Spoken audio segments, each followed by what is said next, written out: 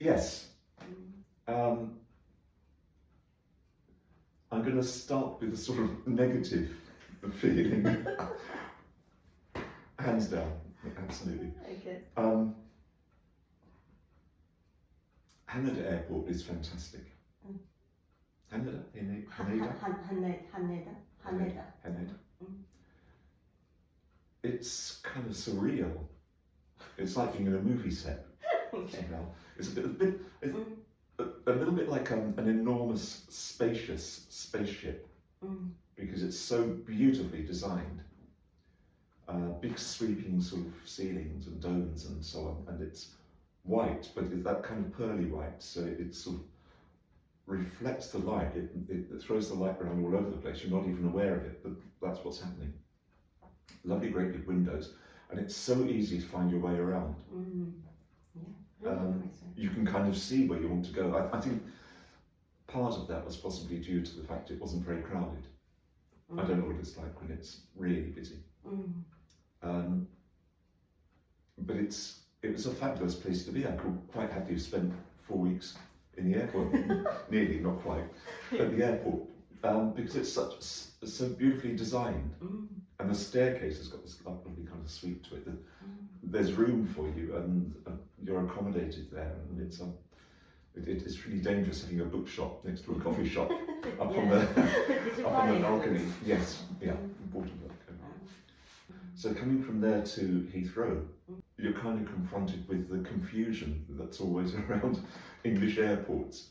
There's so many people with so many trolleys, so many bags going in so many different directions. I suppose it's the equivalent of that intersection of pedestrian crossings in Tokyo, but everything, it's just a mass of people going across each other like that. But Heathrow Airport is a little bit like that, but people have bags and trolleys and walking sticks and kids and goodness knows what. And because there are so many foreigners, not that I mind lots of foreigners, but people have different ways of moving around. And so you'll find some people from countries where they're not used to queuing or taking their time, are always in a rush to get to a queue first, and they'll walk straight through you if you don't stop and let them by. Other people always stop for other people, for someone else who's coming, across their path. So you can, if you just stood and watched, you can see people from different cultures tend to sort of mobilise in different ways, and that's quite interesting. But of course there was nothing like that. Haneda Airport was just like a dream, in a sense, because the memory of that is almost like sort of being in a sort of supersonic cloud that's just kind of sitting there, beautifully designed and easy to find your way around. But at Heathrow you have to kind of say, right, well that's where I'm aiming, so you take a straight line, but you can never go in a straight line because there's always something, someone, a situation in your way. I suppose by comparison, because it's older, much older than Haneda Airport, so designed a long while ago, and it's had a lot of wear and tear, with lots of changes. There are always lots of changes there, because they have to keep changing for customs regulations and passport controls, and always got new ways of doing things, trying to keep up to date. So from a modern airport to a very overused airport in UK, the main airport in UK, there's quite a significant difference. And when we came out of the airport and had to we travelled by coach. First thing that I was really aware of was, it's going to sound stupid, but the state of the traffic. Everything looks so dirty and dusty. I thought, it looks as though nobody's cleaned up anything since I've been away. They thought, hey, Mattermont's not here, we won't bother to polish the cars or anything. And by contrast, again, in Tokyo, it's a very busy city. Massive. All the trucks have got shiny chrome and everyone's beautifully attired, and even these big trucks delivering monstrous amounts of freight and stuff look as though they've just been polished. The cars are polished, I know that's not going to be true of every vehicle in every city, but it's just that contrast. And of course, we arrived when the roads were quite busy, and maybe some of those cars have been driving through the countryside. The rain would have gripped and things to the cars and so on. But it was that immediate contrast from Haneda Airport to Heathrow, and then the Japanese traffic to the UK traffic. And when we got to the station, that was mind-blowingly stupid. Because I remember talking about how fantastically the Japanese trains were, always on time. Everything seemed to just work out. You knew where it was going to stop, you knew how long it was going to take to get somewhere. Everything was precisely organised, and it's looked after. And because of that, a lot of people use it. So when we got to the station in UK, I won't mention the station because they're listening, it's so dusky, it looked like it had been left to go wild. I mean, it looked so shabby. But when we got down onto the platform, there was a sort of loudspeaker as tannoy telling you when the next train's coming. And within 3 words, the sound of the person's voice was, my God, they sound so depressed.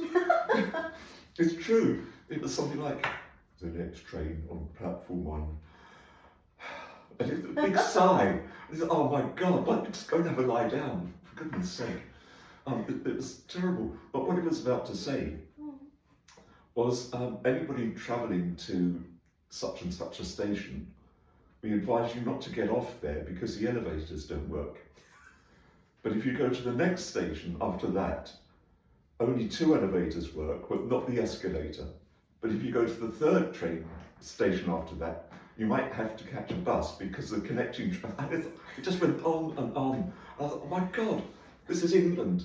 And I felt, if I were a Japanese visitor, somebody coming here for business or for enjoyment, whatever, I think I'd ask the bus driver to turn around and take me straight back to Haneda Airport, because it was laughable because of the contrast.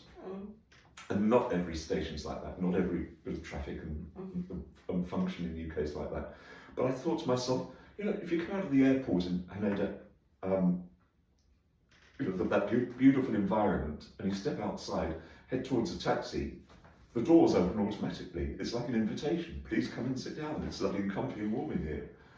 If you try to open the door to England, the handle comes off, and you can't open the door, and everything starts falling apart. I think, my goodness, what's going on? And it made me feel that because things become so familiar, you don't really see them, and they start to sort of get a bit jaded and a bit old. But so much needs fixing, and going away to somewhere as beautiful as even an airport, which is absolutely beautiful to be in. It gives you a good feeling when you pass through it, even if you're leaving. And so you do see things with a fresh eye. And because I'm English and I was born in England, I've got a French name, but I was born in England, although my heart is in Japan at the moment. Let's go back and get it. I can afford to be critical, but it makes me laugh. And it also makes me slightly embarrassed for somebody seeing England for the first time. Because they won't know that that's just that area, or it happened to be really rainy and lots of dust in the air. That's why the vehicles are a bit grotty and it was getting dark. So there was no sort of lift to having arrived in England other than you knew you were in England. But the next day you might find yourself in a lovely part of the country or in London. There's some fantastic things to see, and where things are more looked after. But it was just that journey. It was funny, but it was. I just felt so sorry for England. I love England. I really love England. But I think the English have a tendency to laugh before they actually get around to fixing anything. Have a laugh, have a cup of tea, then never think about it. Talking of which. There's something particularly similar, I feel, although, I mean, anything I say when we're chatting about England or in contrast to Japan, I can only goes so far because I've been to Japan with you once before, but that was way before the COVID pandemic, and we didn't see quite so much. We did see some fantastic places, areas, Hokkaido and so on, but it was a different sort of trip, and it wasn't for so long. So this time I've seen more, but my experience is still limited. But there's something very much I felt with the Japanese people, the English people. I think they both have a sense of honour, which is, I sort of presume it's a historical thing, kind of learned through your parents and so on, that it's kind of instilled in you if you're that kind of family and so on. But it's to be honourable, to be loyal to your friends, to be pleasant to people, to be respectful, to acknowledge people, and to value people, I think, as well. And it was quite striking how similar but how differently we approached it as each different culture, the Japanese and the English, had our own way of showing it. But I was very aware, in Japan particularly, that no matter the age of the people, and I know this is a generalization because I'm sure some people, they're just too busy in their day to stop and show their respect to somebody, but in general terms, if you even going through a busy station, if I'd stopped and there was some young schoolgirls, schoolboys, or whatever going by, the one that's nearest by would acknowledge me, look at me, and just make a slight bow with their head, without breaking step, and just a sort of nod. And it's nice. I don't need to be noticed, but it's an acknowledgement that I'd stop to let them by. And I found myself responding in that way if somebody did it for me. In England, if there's sort of cross traffic at a station, people walking around, the English will often stop and allow somebody to go by, and they'll nod rather than do that a small bow. But it's just an acknowledgement. I stopped for you, and first one nod back, and a sort of muted thank you. So it's unspoken, but it's a similar kind of indication that I recognise that you stopped for me, thank you, and carry on. So that sort of thing happens fairly automatically. Maybe it's a certain generation that still has that very strongly within them. I think I do. My father was a gentleman, and my mother was also a gentleman. My mother was a lady, and they, as a child, you pick up those sorts of manifestations, those manners, and the way they spoke to people was with respect and with thoughtfulness, and allowing the other person to talk before they sort of responded and that sort of thing. So I've noticed that very much with the Japanese people. And I think it might be in part because our two countries, the nationalities, have very long histories. And it can be seen in the architecture very much. And I feel that there's a sense of it, a sense of that history, and a respectful regard for that history in both countries. Again, with certain kinds of people, maybe the kids growing up now don't feel it quite so much because they're distracted and they wouldn't have had the sort of childhood that I had, going to visit castles and palaces and so on, and seeing the historic buildings in Cornwall or wherever around the country. Kids these days will see things through the lens of a phone or a laptop or whatever, and so they don't necessarily get the real texture of the buildings and so on, and how they're constructed and that sort of thing. But that similarity, I think, between English and Japanese of having a recognisable history that you can actually see around you, I think also creates, and I don't know if it's a bond, I feel it is. I feel there's a kind of mutual respect between the two peoples. Again, as a generalisation between the English and the Japanese. And it might be because we seem to have maybe unspokenly, similar values. And we both have a sort of pride of country. And it is interesting because England more and more is sort of multinational. And yet Japan, I think, principally is much less so. At the moment. At the moment, because lots of things change. But I hope Japan doesn't change too much too quickly, because it's such a beautiful country. And what tends to happen, whether it's right or wrong, I'm not making a judgment on it, is that when you get so many different cultures all living in one city or in one country, everybody wants to seem to establish that their own home roots that they brought with them, whether it's people wanting to build churches or prayer houses in the fashion that they would have had at home in a different country, because they've migrated there or come there for some reason. And so it changes the architecture quite a bit. And the shops change, and the way people dress. You see so many different kinds of people. Now, I really like that in lots of ways, but I think also it does alter your own home landscape to a great degree. And I think because I've grown up being quite used to that, although my mother did say, England is changing and there'll be lots of different nationalities around, and in a way it's a shame because we will be losing something. We'll be gaining something else because those people need somewhere to live or they've come here for a particular reason. But it will change England. And I think she was a bit sad about that because she'd been through the war.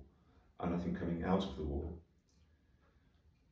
a lot of people felt emotionally that they wanted to enjoy seeing England coming back together, putting itself back together. But in fact, it started changing quite quickly. So anyway, that's what happened, and this is where we are. But Japan, I think, still is predominantly Japanese in its formation, in its building, in its structure, in its nationality, and so on. And I think it also shows on the flags, to some degree. The Union flag, being a union flag, it means it's a union between three parts of the UK. And the Japanese flag, it's very cleverly designed. I absolutely love, because it's so, a bit like Haneda Airport, it's so clean, so clear. It's a white rectangular flag, most flags are. Sorry? Like Gohan. Like, it could be made of Gohan, with that beautiful, it's a lovely colour red. The rising sun. Yeah. The plum. Pickled plum. Pickled plum. Yeah. Okay. Everything goes back to food. But it's such a fresh flag. There's a sort of it's refreshingly simple flag, but it says such a lot to me. It's often known as the land of the rising sun, Japan, and that flag depicts it. What you have is this beautiful white space with a sun in the centre, and being round the sun on the flag is a very pleasing image. The British one is lots of sort of different angles and so on, crosses and diagonal lines, and three different colours, or whatever, red, white and blue. But I absolutely love the Japanese flag. It's so simple, and it really epitomises Japan for me. Don't overcomplicate it. You've just got this lovely image. Yeah, it's very striking. Thank you.